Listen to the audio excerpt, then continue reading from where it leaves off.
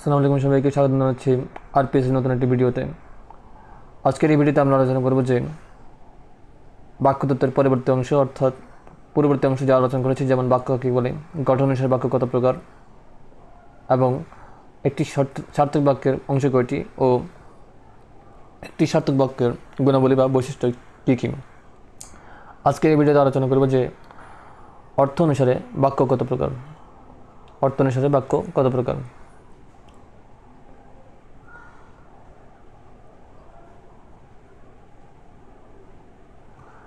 আমরা প্রথমেই দেখে থাকি যে অর্থ অনুসারে বাক্য প্রধানত 7 ভাগে বিভক্ত। যেমন 1 নম্বরে দেওয়া আছে যে অর্থ অনুসারে, প্রথমে বলে রাখি যে অর্থ অনুসারে বাক্য বলতে কী বোঝায় বা কাকে বলে। অর্থ অনুসারে বাক্য বলতে বাক্য যখন একটি সার্থক বাক্যের মধ্যে যখন আসক্তি, আকাঙ্ক্ষা, যোগ্যতা, পরিপূর্ণতাভাবে প্রকাশ পায়, তারপরেও বাক্যের কিছু ক্লাসিফিকেশন থাকে, অর্থাৎ এক এক ধরনের বাক্য এক এক রকম সংজ্ঞাকে প্রকাশ করে। যেমন কিছু বাক্য থাকে তোমার বিবৃতিমূলক, কিছু বাক্য থাকে প্রশ্নবোধক, কিছু বাক্য থাকে আশ্চর্যজনক। যেমন কি সুন্দর ফুলটি, এটা হচ্ছে আশ্চর্যজনক বাক্য। কিছু বাক্য থেকে আদেশ উপদেশমূলক, অর্থাৎ বাক্যের কিছু ক্লাসিফিকেশন থাকে এবং ওই ক্লাসিফিকেশন বা অর্থ অনুসারে বাক্য প্রধানত 7 প্রকার। যেমন 1 নম্বরে দেওয়া আছে যে বিবৃতিমূলক বা নির্দেশাত্মক বাক্য। এর উপর নাম হচ্ছে অস্তিবাচক বাক্য, অর্থাৎ অনেক সময় আমাদেরকে একটি বাক্য লেখার পরে বা প্রশ্নবোধক একটি বাক্য প্রশ্নবোধক দেওয়ার পরে ব্রেকেটে বলে যে অস্তিবাচক বাক্যের মধ্যে রূপান্তর করো। তাহলে অস্তিবাচক বাক্য বলতে বিবৃতিমূলক বা নির্দেশাত্মক বাক্যকেই মূলত বোঝায়। যেমন বিবৃতিমূলক বা নির্দেশাত্মক বাক্য বলতে বোঝায় যেমন সাধারণত হে বা নাবাচক শব্দকে বা বাক্যকে বোঝায়, অর্থাৎ যে বাক্যে কোনো ভাব বা ঘটনার বিবরণ থাকে তাকে বিবৃতিমূলক বা নির্দেশাত্মক বাক্য বলে। যেমন একটি বাক্যের মধ্যে যদি একটি সাবজেক্ট থাকে শুধুমাত্র এবং বাকি অংশ যদি বিধেয় বা প্রেডিক্ট থাকে, তাকে মূলত বিবৃতিমূলক বা নির্দেশাত্মক বাক্য বলে। সহজভাবে যদি বলি তাহলে একটি বাক্যের মধ্যে যদি সহজে যদি মনের ভাব যদি প্রকাশ পায়, তাহলে ওই বাক্যকে মূলত বিবৃতিমূলক বা নির্দেশাত্মক বাক্য বলে। তাহলে আমরা যেমন উদাহরণ দেওয়া যাক, যেমন রহিম বাঁশি বাজায় এবং করিম আজ স্কুলে যাবে না। রহিম বাঁশি বাজায় হচ্ছে ইতিবাচক বা হেয়বাচক বাক্য এবং করিম আজ স্কুলে যাবে না হচ্ছে নেতিবাচক বা নাবাচক বাক্য। এখানে বিবৃত বাক্যের মধ্যে যখন মনের ভাব যখন সহজে প্রকাশ পায়, তার মধ্যে দুটি অংশ থাকে, একটা হচ্ছে ইতিবাচক এবং আরেকটা হচ্ছে নেতিবাচক। আশা করি আমরা 1 নম্বর পয়েন্টে সহজেই বুঝতে পেরেছি।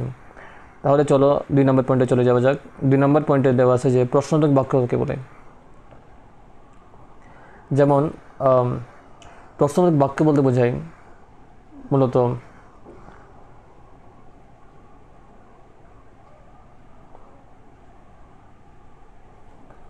যে বাক্যে কোনো বিষয় সম্পর্কে কোনো জিজ্ঞাসা বা প্রশ্নসূচক অর্থ প্রকাশ করে তাকে প্রশ্নবোধক বাক্য বলে। অর্থাৎ কোনো বাক্যের মধ্যে যদি কোনো জিজ্ঞাসাসূচক বা কোনো প্রশ্নসূচক যদি কোনো অর্থ প্রকাশ পায়, তাকে মূলত প্রশ্নবোধক বাক্য বলে। যেমন আপনি কোথা থেকে এসেছেন, এখানে আপনি কোথা থেকে এসেছেন বলতে আমি কাউকে জিজ্ঞাসা করেছি বা প্রশ্ন করেছি এবং ওই ধরনের বাক্যকে কী বলা হয়, প্রশ্নবোধক বাক্য বলা হয়। প্রশ্নবোধক বাক্য কিন্তু খুব সহজেই আমরা কিন্তু বুঝতে পারি। তাহলে সময় নষ্ট না করে আমরা 3 নম্বর পয়েন্ট অর্থাৎ অনুজ্ঞাবাচক বাক্যের মধ্যে চলে আসা যাক। অনুজ্ঞাবাচক বাক্য বলতে মূলত আদেশ, উপদেশ, অনুরোধ, প্রস্তাব, নিষেধকে বোঝায়।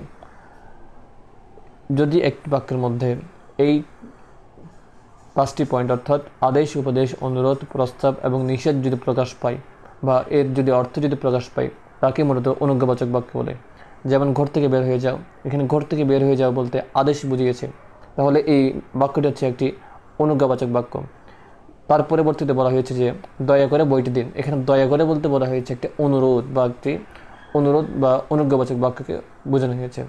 তাহলে আমরা বুঝতে পারছি যে যদি একটি বাক্যের মধ্যে আদেশ, উপদেশ, অনুরোধ, প্রস্তাব বা নিষেধ যদি বোঝায় তাহলে ওই বাক্যকে কী বলা হয়, অনুজ্ঞাবাচক বাক্য বলা হয়। ভিডিওর পরবর্তী অংশে চলে যাওয়া যাক যে প্রার্থনাসূচক বাক্য কাকে বলে। খুবই সহজ এবং অনেকেই পারি যে বাক্যে প্রার্থনাসূচক বাক্য প্রকাশ করে তাকে প্রার্থনাসূচক বাক্য বলে। যেমন আল্লাহ বা সৃষ্টিকর্তা তোমার মঙ্গল করুক। তাহলে 6 নম্বর পয়েন্টে চলে যাওয়া যাক, 5 নম্বর পয়েন্টে চলে যাওয়া যাক যে কার্যকারণাত্মক বাক্য। অনেকে আমরা বুঝি না যে এই কার্যকারণাত্মক বাক্য বলতে কী বোঝায়। যেমন যদি যদ্যপি বা যদি ইত্যাদি অব্যয়ের সাথে যদি বাক্য গঠিত থাকে তাকে কার্যকারণাত্মক বলে। অর্থাৎ একটি বাক্যের মধ্যে যদি শর্ত যদি ইনক্লুড থাকে তাকে মূলত কার্যকারণাত্মক বাক্য বলে। যেমন দুঃখ বিনা সুখ লাভ হয় কি মোহিতে। এখানে দুঃখ হচ্ছে একটা শর্ত, ঠিক আছে। অর্থাৎ একটি জীবনের মধ্যে সুখ লাভের জন্য দুঃখ তোমার লাগবে। এখানে তোমার মূলত সহজভাবে বোঝানো হয়েছে যে দুঃখ বিনা সুখ লাভ হয় কি মোহিতে, অর্থাৎ দুঃখ হচ্ছে একটা শর্ত, অর্থাৎ সুখ লাভের জন্য তোমাকে দুঃখ পেতেই হবে। 3 নম্বর উদাহরণ যদি দেখা যাক যে আইন কানুন না মানলে জীবনে উন্নতি করা যাবে না। এখানে নিয়ম বুঝিয়েছে, যেমন আইন কানুন হচ্ছে একটা নিয়ম, এবং আইন কানুন যদি না মানে তাহলে জীবনে কী করা যাবে না, উন্নতি করা যাবে না। অর্থাৎ একটি বাক্যের মধ্যে যদি শর্ত, যদি বা যদ্যপি যদি বোঝাই, অর্থাৎ বা এই ধরনের বাক্য দ্বারা যদি অব্যয়ের দ্বারা যদি গঠিত হয় একটা বাক্য, তাকেই মূলত কার্যকারণাত্মক বাক্য বলে। পরবর্তী উদাহরণ চলে যাওয়া যাক যে সংশয়সূচক বা সন্দেহাত্মক বাক্য। যে ধরনের নির্দেশক বাক্যে বক্তব্য বিষয় সম্পর্কে সংশয়, সম্ভাবনা, সন্দেহ, অনুমান, অনিশ্চয়তা ইত্যাদি ভাব প্রকাশিত হয় তাকে সংশয়সূচক বা সন্দেহদ্যোতক বাক্য বলে। যেমন লোকটাকে খারাপ বোধ হয়, অর্থাৎ একজন ব্যক্তি বা একজন কর্তা সম্পর্কে যখন একটা কমেন্ট করা হয়, হতে পারে এটা নেগেটিভ, হতে পারে এটা পজিটিভ, ওই ধরনের কমেন্ট বা ওই ধরনের বাক্যকে বলা হয় সংশয়সূচক বা সন্দেহদ্যোতক বাক্য। এখানে লোকটা হচ্ছে একটা সাবজেক্ট এবং লোকটা সম্পর্কে যে মন্তব্য করা হয়েছে ওই ধরনের বাক্যকে বলা হয় সংশয়সূচক বা সন্দেহদ্যোতক বাক্য। যেমন লোকটাকে খারাপ বোধ হয়, এখানে একটা নেগেটিভ একটা কমেন্ট করা হয়েছে। যেমন পাশাপাশি রহিম মনে হয় পাস করবে, এখানে একটা পজিটিভ কমেন্ট। রহিম হচ্ছে উদ্দেশ্য এবং রহিমকে কেন্দ্র করে যে কমেন্ট পাস করা হয়েছে বা যে উদ্ধৃতিটা তোমাকে লেখা হয়েছে তাকে ওই ধরনের বাক্যকে মূলত সংশয়সূচক বাক্য বলে। আশা করি আমরা বুঝতে পারছি। পরবর্তী এবং শেষ উদাহরণে চলে যাওয়া যাক যে আবেগসূচক বাক্যকে বলে। খুবই সহজে আমরা বুঝি যে বাক্যে ভাববাচক বিভিন্ন আবেগ প্রকাশ করা হয় তাকে আবেগসূচক বাক্য বলে। যেমন হুররে, আমরা ক্রিকেট খেলা জিতেছি, অর্থাৎ যে বাক্যের মধ্যে সহজে মনোভাব প্রকাশ করা যায়। হতে পারে তার দুঃখ, হতে পারে তার সুখ, হতে পারে তার কান্না, হতে পারে তার আশ্চর্য, অর্থাৎ বিভিন্ন ধরনের আবেগের সমন্বয়ের মধ্যে যদি একটি বাক্যের মধ্যে বিভিন্ন আবেগ যদি প্রকাশ করা হয় তাহলে ওই ধরনের বাক্যকে আবেগসূচক বাক্য বলে। যেমন হুররে, আমরা ক্রিকেট খেলা জিতেছি। আশা করি আমরা খুব সহজেই বুঝতে পারছি যে বাক্যের অর্থনিষ্ঠ বাক্য কত প্রকার এবং কী কী, এবং কোন বাক্যকে কীভাবে ক্লাসিফিকেশন করা হয়েছে। আমরা ভিডিওর পরবর্তী পর্যায়ের মধ্যে বা আগামী ভিডিওতে আমরা আলোচনা করব যে বাক্যের পরিবর্তন নিয়ে। অর্থাৎ যদি একটি বাক্য যদি দেওয়া থাকে, সহজভাবে যদি বলি যে যদি প্রশ্নের মধ্যে যদি তোমাকে সরল বাক্য দেওয়া থাকে, কীভাবে তা প্রশ্নবোধক বাক্যের মধ্যে পরিবর্তন করব, বা একটি প্রশ্নবোধক বাক্য কীভাবে সরল বাক্যের মধ্যে পরিবর্তন করব, বা একটি সরল বাক্য কীভাবে জটিল বা মিশ্র বাক্যের মধ্যে পরিণত করা যাবে, তা নিয়ে আমরা আগামী ভিডিওতে বা পরবর্তী ভিডিওতে আলোচনা করব। ততক্ষণ পর্যন্ত সবাই ভালো থাকবেন, সুস্থ থাকবেন। আশা করি আমরা বাক্যতত্ত্বের পুরো বিষয়টা আলোচনা করে চেষ্টা করেছি। এখন অনেকের মনে প্রশ্ন থাকতে পারে যে আমরা তো এখন অনেকগুলো পয়েন্ট মিস করেছি, যেমন খণ্ডিতাংশ, অখণ্ডিতাংশ কাকে বলে, তারপর জটিল বাক্যে কিছু ক্লাসিফিকেশন থাকে।